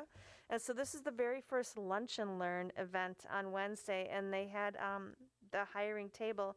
They had, Panther Exteriors and Contractors, as well as Madison International Speedway. So this is set up during lunch so that students can come by on their way to getting their lunch, their pizza, and actually investigate areas of potential careers. I think that's it. All right, thank you. It's always fun to see the breadth and depth of everything that our students are accomplishing. All right, closing, F1, future agenda. So, because we just had an election, we will have a reorganization meeting at our next meeting, which is April 25th, so that will take up the agenda. Checkout, we're going to do a little bit different because it is Mr. Maring's last meeting with us, so I'd like to say a few words. Dr. Bergstrom's going to say a few words, and then we will open the floor to Mr. Maring. You know, it's been a tough 2 years, Kevin. You know, it's hard because that was your full board experience, right? You had 2 years and we were in the middle of a pandemic. So I really wish you had a different experience and that you could stay on the board and go through, you know, typical board terms and really dive into the things that we're diving into now. We didn't always agree on everything. We've had some spirited conversations, but it always stretched my thinking. And so I really appreciate you not being afraid to share what you think. And it was never a doubt that we know you have passion for kids. You showed it on this board. You've been involved with youth basketball. You've been involved with Friends of Oregon School District, and you're involved with foster kids. So that's anything that we could ask of any board member is that they really have a passion for kids and all kids, that they can succeed. And so I really thank you for serving on the board. You know, we had a conversation. I was like, Kevin, I think you should think about this. Remember that? But thank you for your service. Dr. Bergstrom. Well, I just want to thank you for the kind words and encouragement because, as we all know, these have not been easy times. But you have always been so kind and encouraging. And I can't tell you how much that means when things are going really rough, to be able to have people who are always being supportive, even when we might not necessarily make the same decision, but it doesn't matter because we are people who take care of each other. And that's always something I've noticed, and I wanted to say thank you for your excellent questions, your practical input, your commitment despite having a very busy schedule, and for you and all board members, complete admiration regarding your commitment to public service. Everything that all of you are able to do, and Kevin, for the last 3 years, you've been the epitome of being able to give of yourself to the public for the betterment of all. So thank you. So we have a plaque here for Kevin, presented to Kevin Maring for your dedicated service to the Oregon School Board, April of 2020 to April of 2022. So I'll give this to you, and then the floor is yours.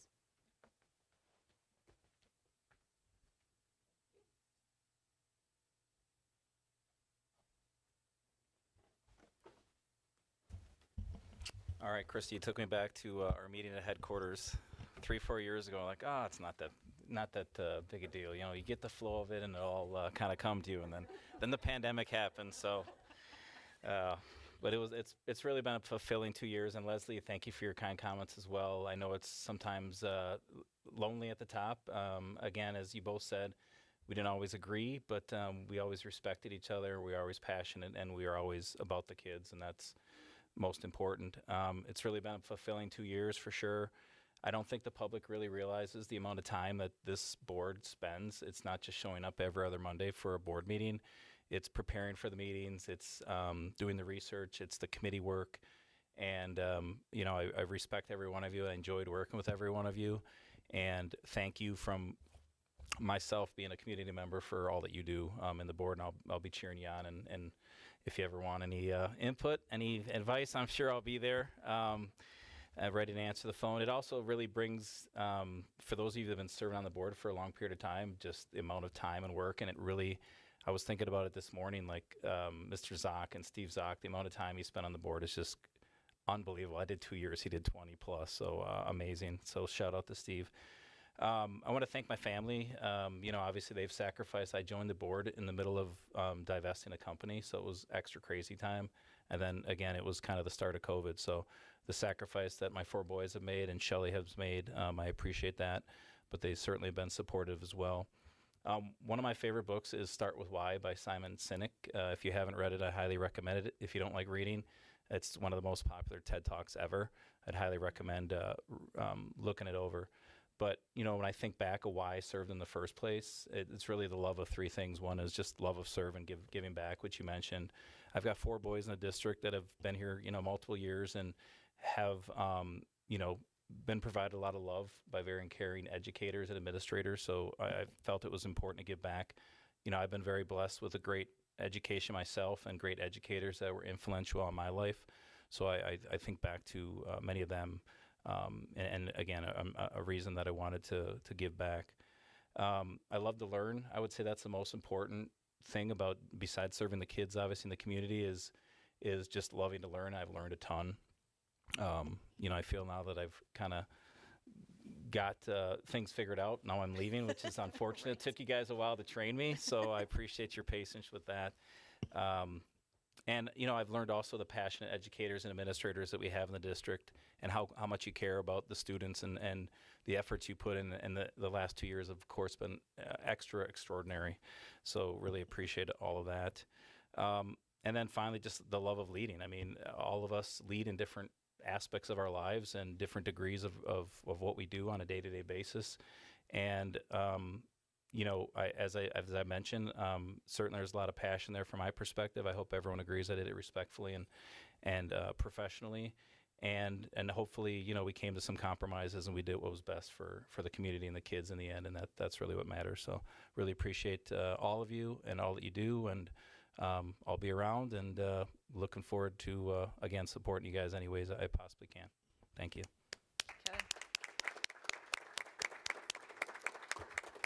All right, as is tradition in the Oregon School District, when it's a board member's last meeting, the floor is theirs to make a motion to adjourn. I move to adjourn. All right, is there a second? All those in favor, please say aye. Aye. Any opposed? We are adjourned at 8:22. Thanks, everyone.